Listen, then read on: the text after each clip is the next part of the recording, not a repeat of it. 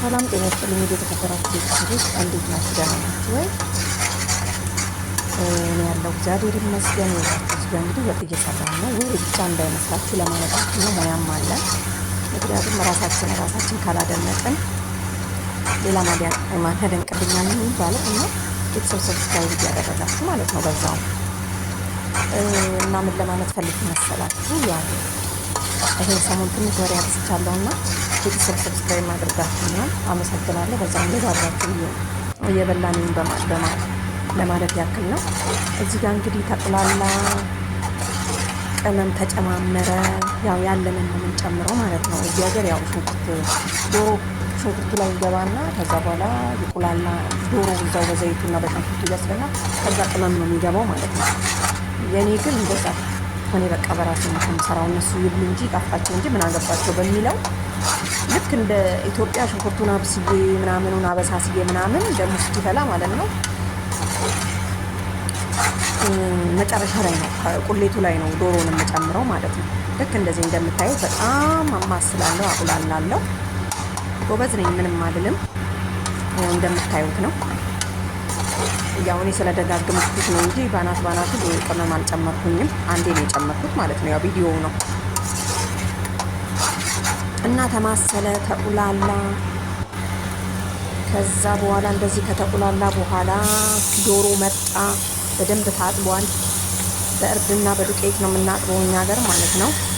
ከዛ በኋላ ተዘፈዘፈ ምናምን ታጠበ፣ ጸዳ፣ ገባ አላችሁ። በቃ ኢትዮጵያ ዶሮ ወጥ እንደምንሰራው ነው የምሰራው ብትሉ እንትን የለውም። በርበሬ ስለሌለው አልቀላም እንጂ ማለት ነው። ከዛ ዶሮ ገባ። እዚህ ጋር እንፋሎቱ ሸፈነው። ከዛ እንደዚህ ያደረኩኝ። ያው ካሜራማን የለኝም ታውቃላችሁ። ወደፊት ይኖረኛል ተስፋ አደርጋለሁ። ከዛ እዚህ ጋር ጥቁሩን ሎሚ ጨመርኩኝ። ከዛ ወረቃር ጨመርኩኝ። ያው የሚገባውን ነገር ለእናንተ አልነግርም፣ ምክንያቱም የምታዩት የመዳም ቅመሞች ስለሆነ የመዳም ቅመሞች ደግሞ ባለሙያ ናችሁ ማለት ነው። ከዛ በኋላ እንደዚህ አድርገን እንግዲህ ሰራ ነው። አማሰል ማቁላላ ነው ትላላችሁ። ልቡ እስኪጠፋ ነው ማቁላላ። ከዛ ተከደነ። ከዛ ይከደናል ትንሽ ቆይቶ። ያው እንደነገርኳችሁ ቪዲዮ ነው የሚደጋግመው እንጂ እኔ ወደ ሰዓት እንደምን ማማስለው። ግን በነገራችን ላይ በደንብ ነው ማገላበጠው ማለት ነው። በደንብ እዛ ውሃ አልጨምርም። ከዛ በኋላ እንደዚህ ያደረኩኝ። ከዛ ነው ጉዳር ምናምን ነገር እንደምታዩት ማለት ነው እየጠበስኩ ነው። እዚህ ጋር ድንች ኩሳ ምናምን አድርጌ ሁሉንም አንድ የብረት ውስጥ የጨመርኩት ምክንያቱም ጊዜ የለኝም በተራ ለመድረስ። እዚህ ጋር ያ እየተቁላላ ነው። ይሄ ደግሞ ዘይት ውስጥ እየተከተከ ነው። ካሮት፣ ድንች፣ ኮሰ፣ ቤድጃን እና ድንች ነው። እንትንም አለ ዱባም አለ።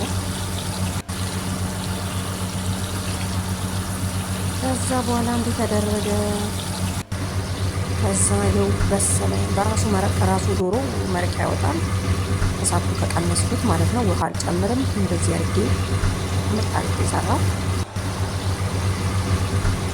እስከ መጨረሻ አዩትና መጨረሻውን ታዩታላችሁ። ባለሙያ ነን ማለት ነው። እንትን ጠፋ እንጂ እዛ ምጥ ነው በጣም ሽታው ምናምን። ያው እኔ ልንገራችሁ ብዬ ቃሪያ ያለው ያው እንደምታዩት ነው።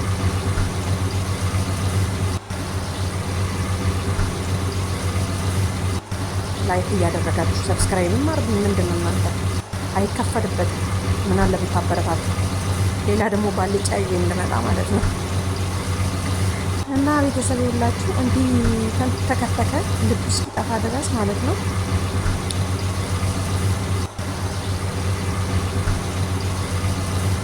እና ከዛ በኋላ ደግሞ ሩዝ እንቀቅላለን።